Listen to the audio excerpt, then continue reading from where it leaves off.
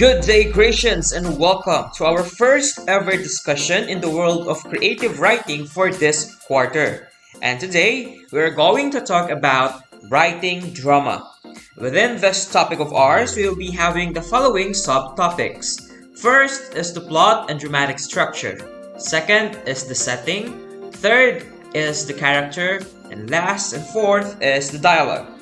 Now, before we formally begin our discussion for this hour, let's first remember the following reminders. First is to remove any obstacles that will hinder your study. Second is to begin with an open mind. Third is to write down your notes. Fourth is to not be afraid to write your ideas. And fifth is to smile and carry on. With that in mind, let's begin. Last quarter, we discussed the following. First and foremost is our introduction to diction and how to use effectively the words in sentences that we are going to create. Second, we talked about the creative writing and its differentiation to academic writing. Third, we've discussed how to read and write poetry, and last is reading and writing fiction. And today, as a part of the continuation of what you've written as a fiction last quarter, we're going to talk about how to write a drama. Let's begin with plot and dramatic structure.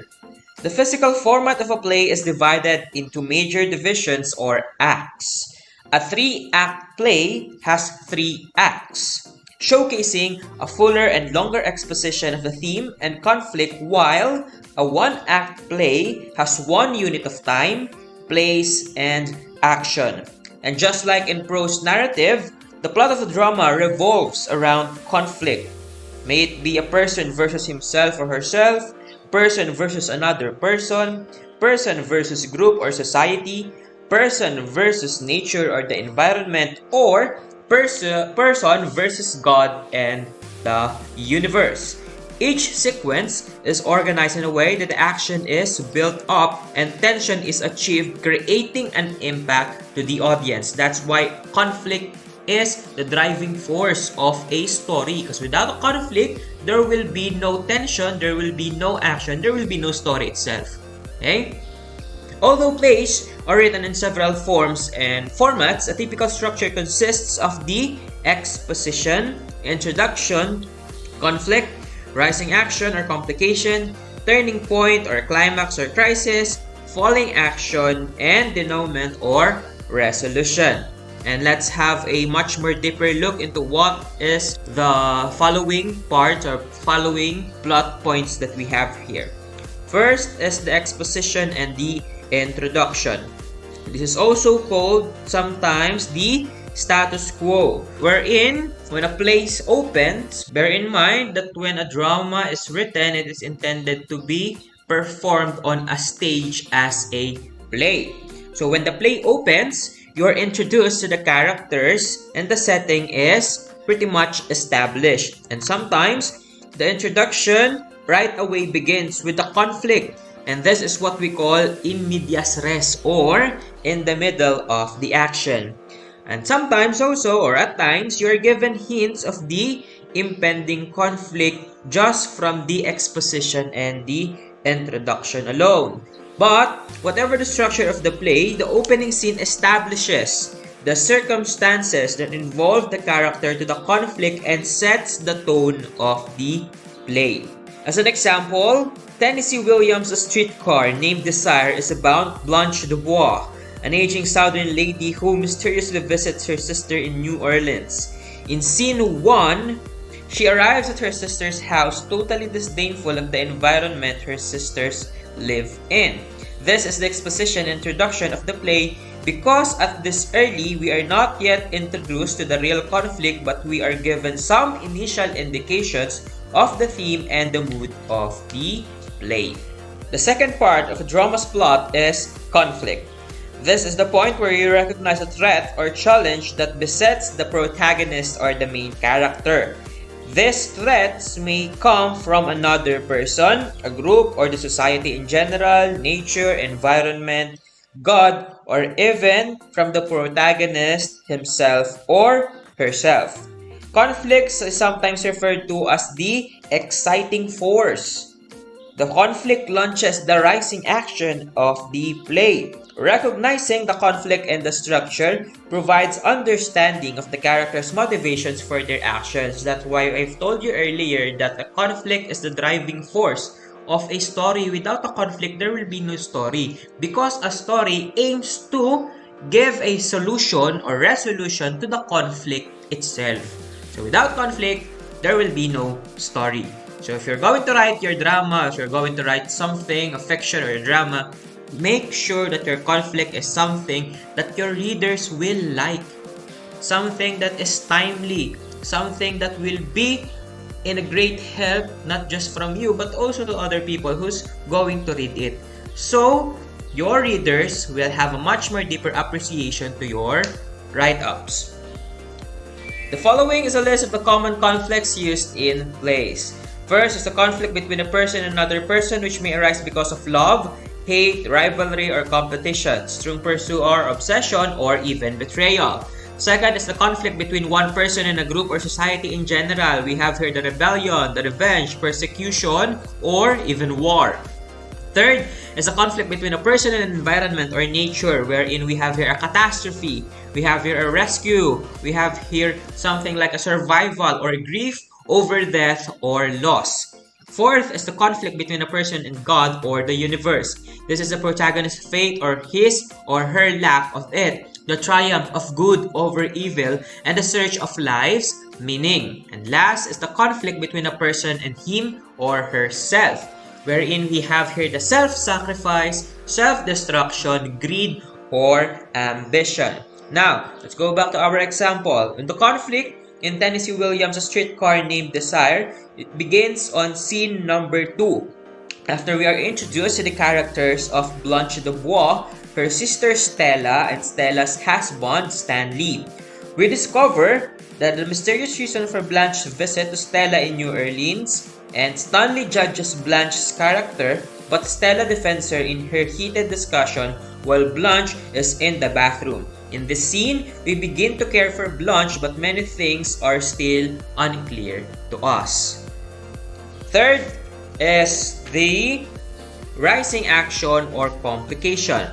As immediately as the conflict sets the action in motion, the play figures a dramatic tension that builds up toward a confrontation. Okay, so we have here the conflict, and after the conflict, we are going to have the confrontation. The dramatic tension fluctuates, providing emotional tension between the characters, and the audience learns further details about them that were not initially provided in the introduction and conflict. Furthermore, the conflict becomes even more complicated at this point. So let's go back to our example. In scene number 6, we can see the rising action or the complication itself. The plot gets more complicated here when Blanche and Stanley clash, and Stella, Blanche's sister and Stanley's wife, is torn in the middle. And then Harold Mitchell, one of Stanley's friends, gets smitten and falls in love with Blanche. Here, the characters get caught in a series of events involving Blanche's past, deception, and revelation. Fourth part is the turning point or the climax or crisis. The turning point of the story is the highest point where the protagonist comes face to face with the struggles against the main conflict, and we, as the audience, are kept at the edge of our seat. Will be the protagonist win? Will the protagonist come out successful, or will he or she be beaten by the conflict? So this is the most exciting part of this story itself. So on scene number 9 of A Streetcar Named Desire, the climax points out the details why Blanche left her home in South and squandered away her fortune. Mitch gets to know her intimately and discover her true nature and lives her. Stanley lashes out on her about her troubled past, and Blanche gets a last grip at her sanity. The fifth part of a plot and dramatic structure is the falling action, which is more fleeting and more short-lived than the rising action, but may still cover some gripping moments in the play. This part gives the audience a sense of conclusion, with several unsettled questions at work within the plot, giving some sense of resolution within the play. And in scene number 10 of the play A Streetcar Named Desire, Blanche is seen on the brink of madness. She lashes out to Stanley and concocts stories to keep her sanity, but Stanley reveals all her deceits at this point. And we see Blanche as an unstable character who may need professional help. The last and the sixth part of a plot and dramatic structure is the denouement or the resolution. This is the concluding part or ending of the play, wherein we can see in this part whether the protagonist has won or lost, whether the order is brought back and problems are resolved. So in the scene 11 of the example, or on the scene 11 of the sample drama that we've been talking about, the hospital doctor and staff come over and pledge to take Blanche, who is now a mad.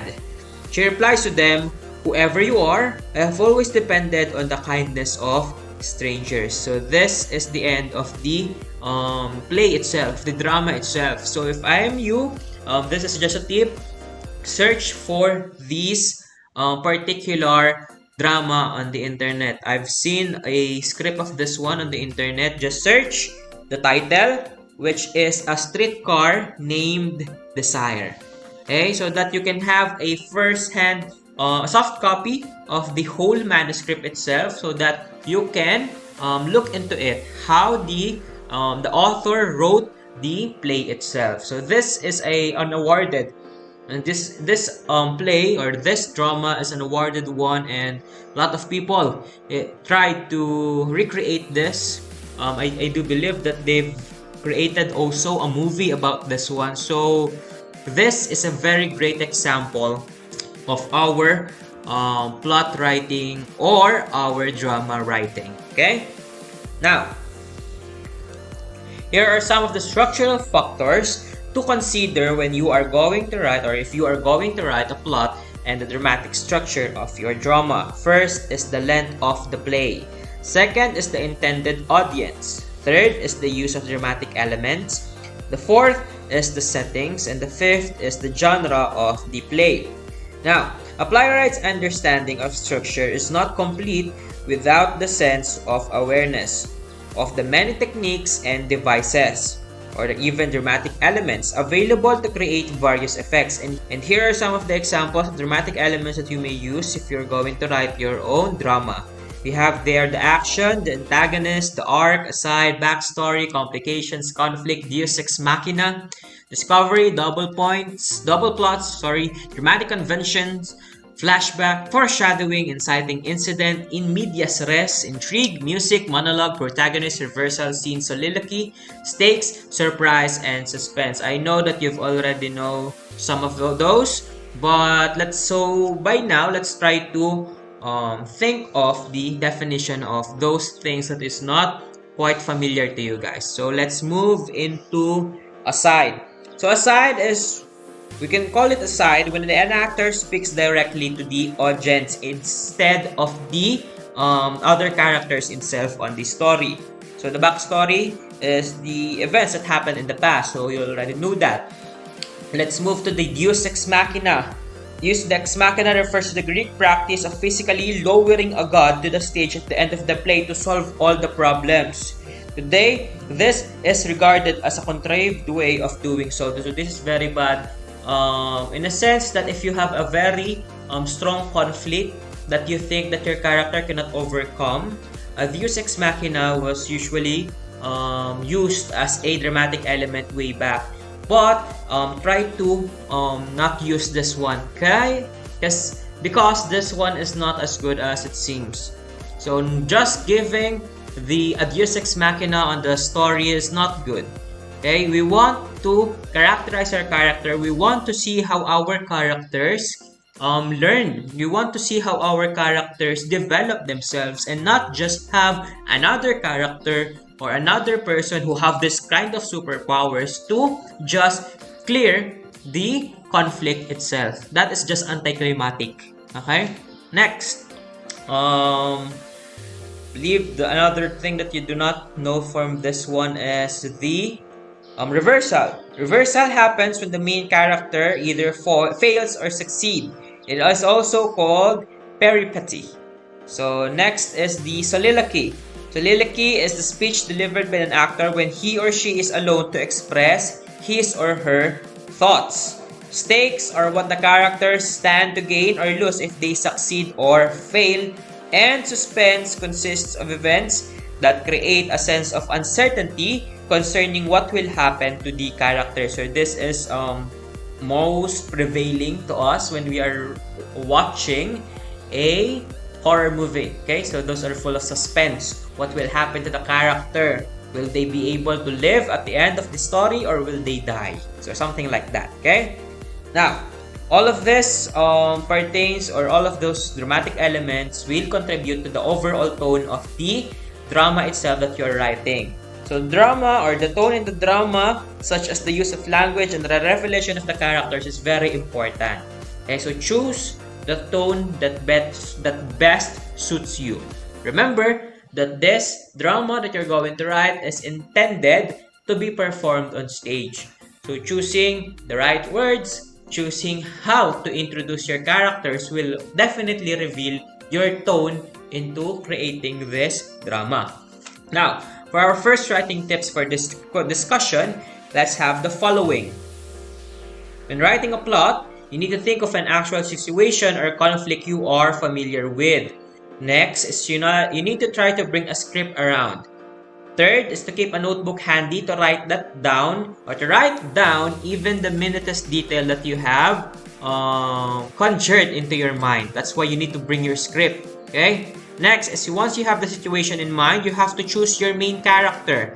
And fifth is to think of the situation that will complicate the lives of the character.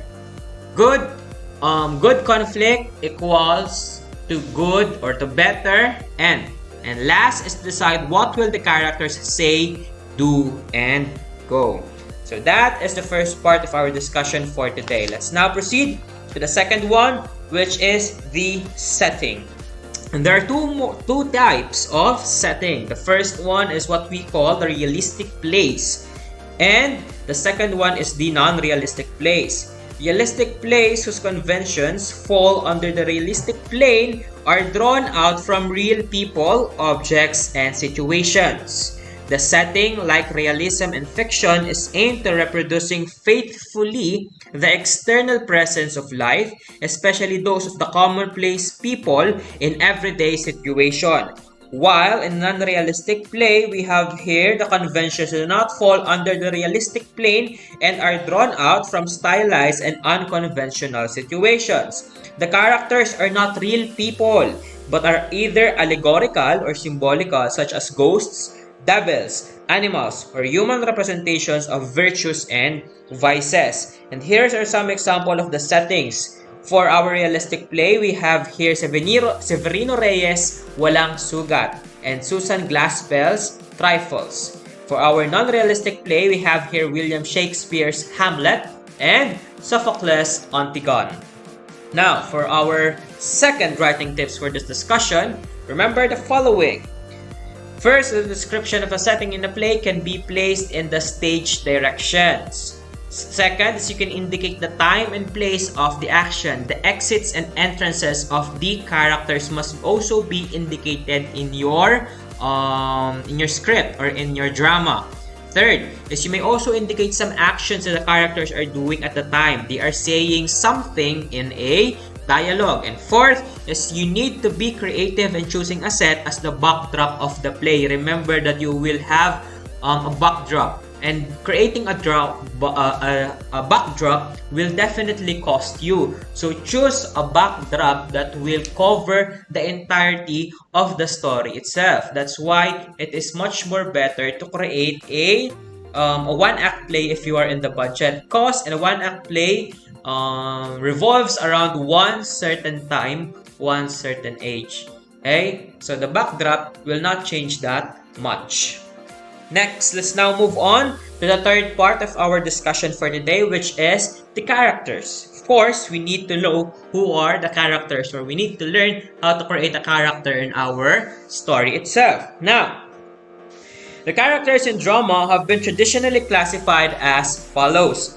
First is the hero or the heroine, which is the main or leading character in the story who exhibits superior qualities. His or her conflict is also the play's main conflict, and the hero or the heroine is sometimes referred as the protagonist. The second is the villain or the villainess. It is a character who is often characterized as evil and always in opposition to the hero or the heroine. And third is the superhero or the superheroine. This is a larger-than-life characters and always possessing supernatural powers. And last is the anti-hero or the anti-heroine. This is a character who is more ordinary than the traditional hero or heroine. Now, remember that the characters in your play must be fully developed, as close to real people as they can be. And the following are the considerations that you need to do or you need to take in your mind in creating plausible characters. First is the gender.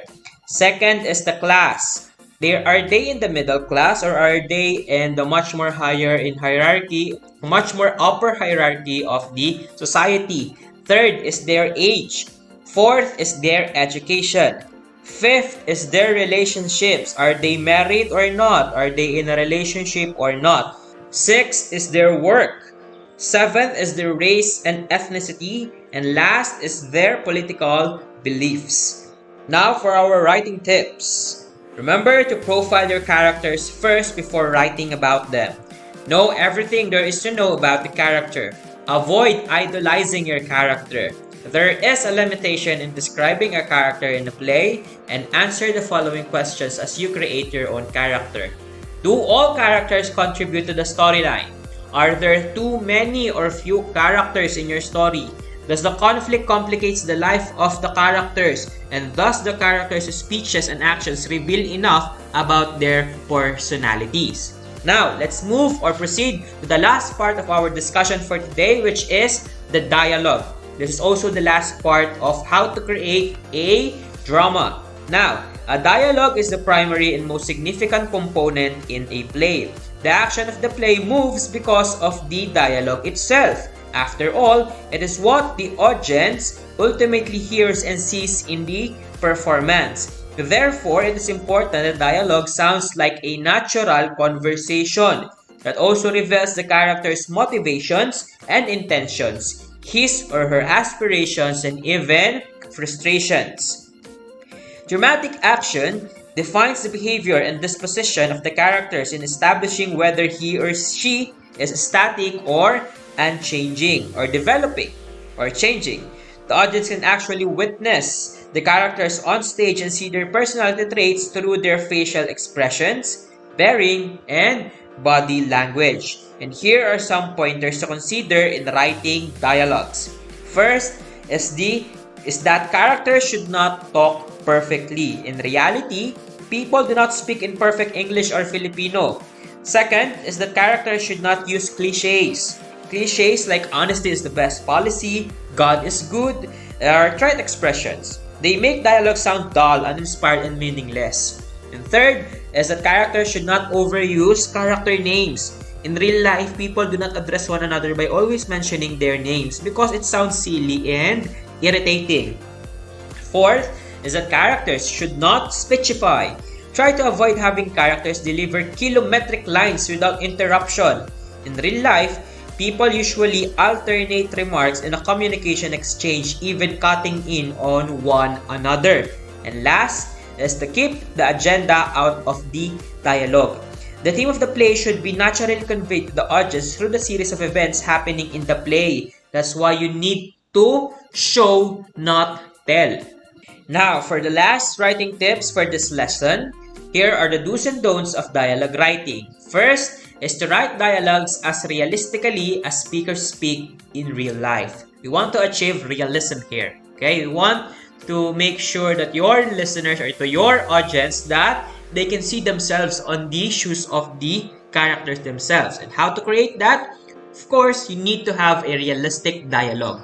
Second is to get the feel of rhythm of real speech. Third is to avoid using cliches or outdated words or phrases. Fourth is avoid overusing names in dialogues. Fifth is to remember that how the characters speak should reflect a part of their identity. How you act is who you are. That also goes to the character that we are pertaining or to our characters that we've written. Now, for our worksheet or the activity for today, I would like you to open and answer the worksheet entitled Q4 Lesson 1 _ Creative Writing _ Sir Michael _ worksheet number 1. So this is the first worksheet of this quarter. So here is the worksheet itself. So you need to write, of course, your name, your section, and your strand here. Now, I would like you to talk to your group mates and discuss the drama you're going to write. And answer the following as you continue your group discussion. So what you're going to do is this. Talk to your group mates about the drama itself. Create the following characters. Create the protagonist, create the antagonist, create the conflict, and create the setting. Okay? Now, sir, can we just have one person to pass our output? No. You need to pass an individual output even though your answer there is 1 or the same. Why? Because that is my way of knowing whether you helped your classmate or not. Whether you participated in the output or into the activity or not. Okay? So the passing or how to submit this one is individual. So that is your worksheet number 1 for this day or for this week. Let's go back to the presentation. Now for your performance task number 1, you need to write a script for a 1-act play that depicts life during the pandemic. You need to use a short bond paper. The title will be in any font style and size, but you need to use Arial Narrow 12 on the body. Next, you need to have a front page for the page number 1 or the cover page, and the script will be on page 2 until the end of your write-ups. So let's remember, these are the following ways on how you can create your own story. I suggest of you guys to take a screenshot of this one so that in writing your own drama you will be guided. Okay, so you have their beginning, the prologue, the introduction, the setting, the date of the play, the place of the play, the time of the play, the primary conflict, and the dialogue. Second is in the middle, wherein the characters encounters obstacles, the conflict, the challenges, and and the struggle and the crisis itself. Third is the end, whether the characters engage in the final conflict and whether the main objective is achieved or lost. And also, we have in the end the resolution itself. And that's it. That's our performance task number 1 for this quarter. Thank you for watching this lesson video and good luck to your write-ups. Good luck to your performance task. Good luck on writing your own story. If you have any questions, please join our Google Meet. Bye-bye!